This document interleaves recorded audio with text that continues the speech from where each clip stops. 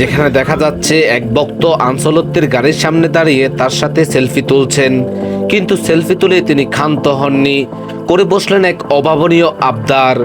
ভক্তটি আনসেলত্তিকে উদ্দেশ্য করে বললেন, আপনি কি আমার একটি উপকার করবেন?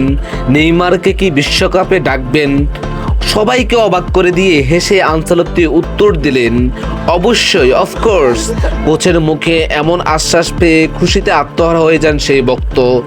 যদিও বিষয়টি মজার ছলে ঘটেছে, কিন্তু নেইমার ভক্তদের মনে এটি একটি নতুন করে আশার প্রদীপ জ্বালিয়ে দিয়েছে।